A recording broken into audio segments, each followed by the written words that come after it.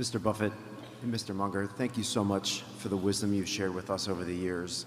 This is Stephen Wood from New York. And Mr. Buffett, thank you very much for your feedback, your very generous feedback last August on the book that I'm writing. I just had one follow-up, if I may.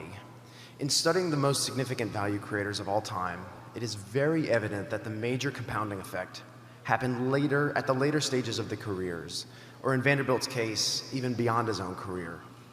So your recent investments have suggested to me that you are designing Berkshire to being a steady compounding machine that should continue to create value for a very long time.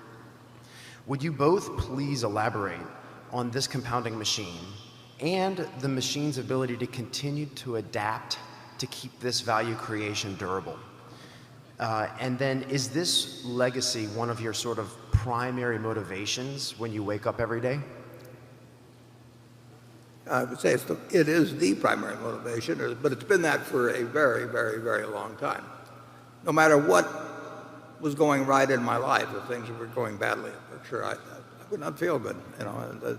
I don't need to be spending my time working on something that makes me feel bad about the results when we get through. And it's something that's doable. I mean, the culture is stronger now than it was 10 years ago, and it was stronger then than 10 years previously. It moves slowly, but it goes in the right direction. And when we get chances to deploy the capital, we've always tried to make any entity, whether it was the partnership originally or Berkshire now or Blue Chip Stamps when we owned it or even Diversified Retailing, we wanted them all to be compounding, in effect, be compounding machines. That's why people gave us capital. That's why we put our own capital in. And if we failed at it, we really felt like we'd failed. It didn't make any difference how much money we made from fees or anything like that. We knew what our yardstick was. And so that will continue. I think Berkshire is better situated than it's ever been, except for the fact that size is a drag on performance. And I probably wrote that 40 years. Well, I wrote it actually when I closed the partnership to new money when we had like $40 million in it. I just said that really that additional capital would drag down returns from a $40 million base. So you can imagine how I feel with a $368 billion base of capital in Berkshire now. But this culture is special. It can work. It won't be the highest compounder by a long shot against many other businesses. I think it'll be one of the safest ways to make decent money over time, but that will depend on the people that follow us. Charlie? Well, we came a long way from very small beginnings, and the fact that it slows down a little when it becomes monstrous is not my idea of a huge tragedy. And I think we will continue to do very well in the future. We had nothing like the energy operation 20 years ago, and it's a powerhouse. We had nothing like Kevin's operation in home building 30 years ago, and it will soon be the biggest. Well, even now it's bigger than anybody else in the country if you count both types of housing, isn't it? Houses? I think so. And we have a lot going for us, and I'm satisfied. I think it's going to continue reasonably. And it would ruin our life if we did it terribly. So that's what we wake up thinking about in the morning. But I wouldn't want to be in a business where I was going to let down other people. And I think it'd be crazy to do something like that, even if you weren't rich in '88. So, but we are motivated to have something that is regarded as something different than others, and we're actually in a world where so much money is institutionalized. I like the idea of having something that's actually owned by individuals in very significant part who basically trust us and don't worry about what the next quarter's earnings are going to be. I think it's different than much of capitalism, and I think it's something that Charlie and I feel good about. Additional, Charlie? Yeah, absolutely.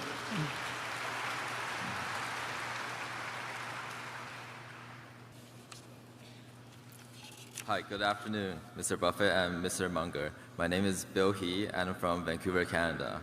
You two make up an iconic duo, and growing up, I found your investment strategies very admirable. And so my question is, how do you deal with conflicts when they arise between the two of you? Are you applying personal conflicts in terms of doing something ourselves versus having Berkshire do it, oh, between the two of you, Charlie and I, literally, and people find this hard to believe, but in 60 years, we've never had an argument. We have disagreed about things, and we'll probably keep occasionally disagreeing about this or that. But if you define an argument as something where emotion starts entering into it, or anger or anything of the sort, it just doesn't happen. I think that Charlie is smarter than I am, but I also think that there are certain things where I've spent more time on them than he has, and sometimes we both think we're right, and generally I get my way because Charlie is willing to do it that way, and he's never second-guessed me when things have been wrong, and I wouldn't dream of second-guessing him if he were doing something that was wrong. So it turned out to be wrong. We'll never have a conflict, basically. Charlie? Well, the issue isn't how we get along. The issue is how is it going to work when we're gone, and the answer is fine. It's going to work fine. We're lucky that, I ran into him when I was, 28 years old, and I both worked in the same grocery store, and he grew up less than a block away from where I now live and everything, but I did not know who Charlie Munger was until I was 28. But clearly we're in sync in how we see the world, and we're in sync on business decisions, basically. Charlie would do fewer things than I would, but that's because I'm spending my time on this while he's designing dormitories or something. And we both keep busy in our own ways, and we have a lot of fun dividing the labor like we do. But you really want to work.